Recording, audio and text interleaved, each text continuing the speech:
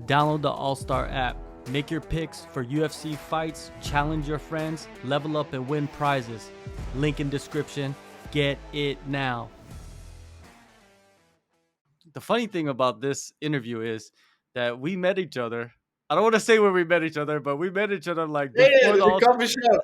a coffee shop, right? And and it was before the Ultimate Fighter. And you told Yeah, me, you're like, "Yo, I got some news, but I can't tell you." And I was like, "Man, I don't." I was trying to think of like what could it be, because I was thinking like, "Oh, you got signed by the UFC." That's what I thought, or like some other major promotion.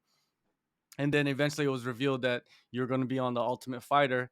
And yeah, man, I was like very surprised but very happy for you, and you went on there and you did a phenomenal job, and now you're in the finals, man. It's crazy how time flies, yeah, where you could be in yeah. one situation and then now you're in front of the world Mhm. now, right? How do you feel, man, right now in fight week? I'm feeling amazing. I feel like I belong here, and I feel like um, I'm just in my happy. I'm my happy place. Hmm. Like I feel so comfortable with everything, and I feel so natural. And yeah, yeah, With being on the show and having all those cameras around you all the time, like, do you feel like, you grew in many different ways, not just as a fighter but just as like learning the game of fighting, you know what I mean, because it's a business as well. yeah. So I think I was pretty comfortable with cameras and stuff already Mhm. before. I do my own YouTube channel. Yeah. I did some modeling before. I did some acting before. Mhm. So I love the cameras, and I love, speaking, public speaking, whatever. But being on the show, I think gave me like complete new experiences, and having all those people from the UFC around, going to the PI and seeing how everything works, and yeah, a lot of new experiences. Do you think a lot of the fighters on the show, they were shocked by that? Since you were comfortable with it, do you feel like it was their first experience with it and it kind of like they got stuck in the headlights, in the bright lights? Yeah, I just spoke today with a friend of mine who's in the final, Hmm. and we were in the sauna together, and he told me like, yeah, bro, for me it was hard. The whole environment and the pressure thing, and being away from their folks and stuff, for me it was a normal day, like in my normal life. I literally feel like my life prepared me to be on the show, because I always took care of myself, and I always traveled the world by myself, went to new places, being the new guy, being by myself, and handling pressure, so being in this house for me was like, okay, normal day. Yeah. And the performances you had on the show as well, man. 18-second knockout, second fight you get the submission, great performances. The second fight you had a little bit of adversity as well. You know what I mean? That's also important to experience on the show. But the part that sticks out most to me is after the first fight, your opponent was talking crazy to you in the house and he had that emotional breakdown. You handled that very well, man. What was going through your head through all of that? So I literally, I literally put a check mark behind his name the minute after the fight, and I was like, forget about this, focus on the next. And obviously for him, the show was over, so he was holding on to this one thing he had from the show, and he was trying to build something around it, maybe, or maybe it was just his mind playing games with him. But for me, it was like, check. That's why I didn't even waste an emotion on this guy and on the things he did. I was like, I don't give a shit. I'm focusing on myself. I'm here for me. I'm not here to get in some fucking drama with a guy who can't handle a loss. I'm not here to, start all this bullshit. I was literally every day waking up like a machine. I'm like, I'm doing my stuff. I had my schedule for every day. I had a sheet of paper that I prepared before I went into the house, and I just followed like a machine my fucking plan, and I executed. And that was all I was on my mind. Yeah, you definitely did. And how was it working with Alexa Grasso throughout the Ah, season? she's an angel. She's literally an angel. I'm going into the house. or no, going into the evaluation trainings, I kind of already made up my mind that I want to be on Team Grasso. I grew up with a lot of Latinos, and I get along with them. You know, their way of life, their way of thinking. I knew that I would fit in there, so I told them after evaluations, I want to be on your team, and they're like, "Yeah, you would be our pick anyways." So being their first pick of the middleweight for me was like, because I knew Valentina wanted to get me, and I really didn't want to be on her team. And Alexa is just such a sweet. Imagine the champion of the world is going in there trying to hold pads for the big guys. And that was one of the things where I was like, this woman, she's like such a sweetie. And everything she told us was like, hey guys, if you want, I'm like, you're a fucking champion. You could tell me to do now whatever, and I would say, okay. But she was just like, we want to give you we want to give you the best opportunities you can get. If you want to do pads, you ask him. If you want to grapple, you ask him. She was like just pure support, love, and also this maybe also being in a house, 15 other guys, coming to the gym and having a woman around who's like just, there's no egos, no puffing up the chest. It calmed us down so much because some of the guys from the other team they tried sometimes, to start something, but our team was just we were in a total different headspace. We were so relaxed, and I think that's also because of Alexa, because she's so sweet. Yeah, she is kind of like a complete opposite of Valentina because Valentina's kind of like she's pretty intense. Pretty intense. Because Yeah, you've yeah. been around her before and on the show as well, so it's like you've seen her around and you know these people. And I respect her. Like I respect her. You cannot not respect her. But I just knew from like a neutral point. I was like, I will not vibe with this kind of mentality. It's not my way of training, my way of life. So up- I just made a decision based on what's best for me, and it worked out pretty good. Oh yeah, definitely. And the filming of the season ends.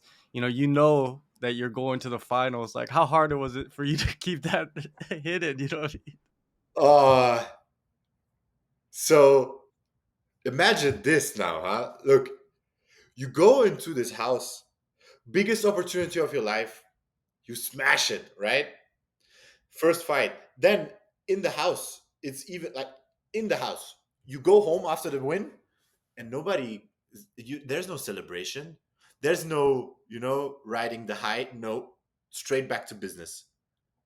5 weeks in there, everything here. You're just thinking about, oh, then last day, you fight again, win, you come home, and you're like, I called my coach Sammy because I was allowed to tell my coach and obviously my manager.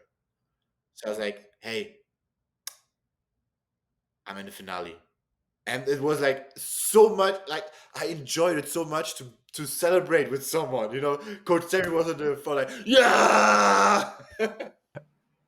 Yeah, shout out to Sammy. Then what did you do after the season ended? Like, did you go back home? Like, what was the like schedule for you? I stayed for 1 week in Vegas, just enjoying. Then I went back home to Switzerland. I needed some time off. It was most intense time of my life. Making weight, training, but also the pressure, like um, being in the house and every day waking up to the biggest opportunity of your life. It's so much like your senses get overwhelmed. And I felt a big dip when I came back to real life. I was for 3 4 weeks just I had to sleep, eat, and relax. I couldn't even go to the gym or talk with a lot of people. I needed home. I needed nature, mountains, lakes, and just be by myself, smoke a little bit of weed, eat, and just I needed that. And then obviously back to Phuket. Yeah. Yes, and you've assembled a team in Phuket Could you break down the team that you have, the coaches, the Yeah, training partners, the teammates? yeah, yeah. So it was a difficult task to build this team because, as you know, Phuket is more the place where people come and go. So I really invested in building bonds with first Ben Royle. He's maybe the best grappler I've ever seen. Such a nice human being, and we connected also on a deeper level. We took mushrooms together, and we just clicked. And then I clicked with his way of training, and I was like, "You want to be my grappling coach?" He said, "Yes." Like, bam, that's dialed in, locked in. You're my grappling coach. Then Sammy, Darren Till brought me to Sammy in 2022. And he brought me to Sammy saying, "Yeah, I have this guy. He's a grappler, but would you work with him?" So first day training with Sammy, Sammy's like, "Oh my gosh, did you ever train striking in your life?" And he just invested in me. Like, he's like, "I'm gonna make this work." And Sammy is just good energy, work, and fun. And I always need that balance, you know? Talking a little bit shit, having fun, putting in the work. And then obviously it translated to my performances. And yeah, yeah, that's basically my team. Is maybe it's Sammy and Ben. Obviously, like training partners, but training partners come and go. You know, you have some guy in this camp. Definitely, like there's one guy who fights in one. His name is Erdogan. He helped me heaps. Great guy. But my team basically is Ben and Sammy. Yeah, Yeah, Ben Royal, Phuket Grappling Academy, phenomenal gym. If you're in Phuket, you gotta go there. Nogi is phenomenal there, and Sammy, yeah. Southside MMA, the head striking coach. Yeah, he's one of the biggest dudes you ever meet. I swear to God, he has the biggest hands I've ever seen in my life. I, you know, I bought him some winning pads, Okay. and he couldn't fit his hand inside. It's like, bro, we have to give them to a shop to customize for him. Yeah. But also, like, he was one of the guys in Phuket that was actually willing to hold pads for me Mm, because as a bigger guy in Thailand, it's hard. The Thais are small, you know. true. True. And he was like, "Come on," and he holds my kicks like this. Yeah. Yeah. Like, Yeah. He makes yeah, it look easy, man. He does. He does. yeah, Now, it makes man, it look simple. you know, you got the team, you got the performance that you need to get to this point. Tough 32 finale. Ryan Loder. What are your thoughts on him and the fighting style that he has? So Ryan is a very disciplined athlete. He's a high level wrestler. He was an All American, D1. Definitely very strong wrestling. But, and this is, I think, the biggest difference, he's 100% an athlete. I'm a fighter. I'm a real fighter. And people who see me fight, they kind of understand also what's going on inside here. I'm not going by the book, you know? A lot of times I win fights because I want it so bad, because I refuse to let someone win against me. And I think there's sometimes fights where when an athlete faces a fighter and I'm a guy, I can make it long, I can make it ugly. I'm not going to gas out. And then sometimes in fights, it depends on who wants it more, you know? And I think that's my biggest advantage. Although I'm preparing for the best Ryan Loder, I'm preparing for the Ryan Loder that's 10 times better than I saw him in his last fight. So I'm going in there, um, yeah, 100% expecting his best shape performance. And I'm ready for that. Do you see some similarities in you and Drickus? Because Drickus is like that. I think he's a fighter. He got that dog in him. You know what I mean? He finds ways to win. He can make it dirty. I loved what Dana White said, I think today or the other day. He's like, he fights like a white guy dances. And I think that's something now in MMA that starts to establish itself. You don't always need to make it look pretty. Yeah. It's MMA. It's a fight. Mhm.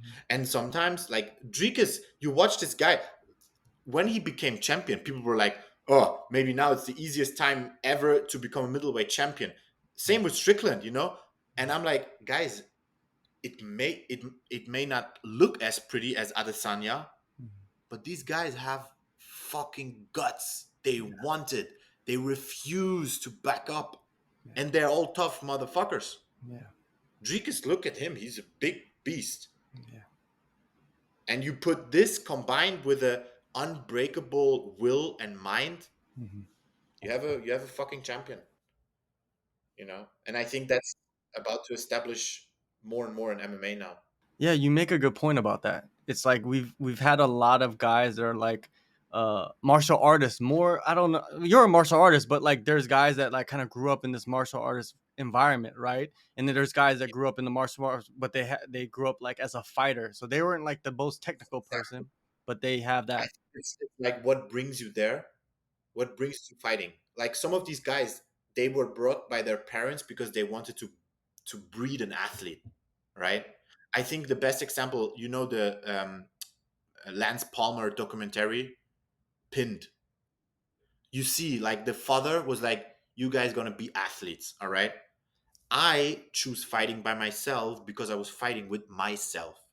I was I was a guy. I was a kid full of anger, hate, and like this deep desire to fight. And that's a different path you take, and it leads you to different places. And I think, yeah, that's at one point. Obviously, some people have a technical advantage over me. 100%, I admit it. But if it comes down to who wants it, guess what? I want it. You know, I really want it. What do you envision in this fight? How do you envision yourself, raising that, that plaque, that $100,000 contract? Like that's a big moment in someone's life. Yeah. So I'm gonna make him bleed. I'm gonna make him. I'm gonna make him really hurt in this fight, and I see it going a little bit longer than my last couple fights. I think all my last fights were first round finishes. Yeah, my last 5 fights were first round finish. I think this fight will go longer, and it will be more of a grudge match. I will say he will probably take me down at one point, but I'm not the guy that stays on his back, And no, I'm gonna get back up. I'm gonna hurt him, make him tired, punish him. We're gonna have exchanges. Sometimes even like the thing is also this: we're both actually grapplers, right? They call me grappler. I call myself a grappler. My background is judo. Sometimes when two grapplers face, it's gonna be a striking match. I could actually see this happening because also in his previous fights, you could sometimes see if he doesn't get the takedown, he turns it into a brawl. And I kind of visioned that for this fight, like a real tough finale, Mm. like old school shit, Forrest Yeah. Griffin shit. Like, "Ah, I want to have that.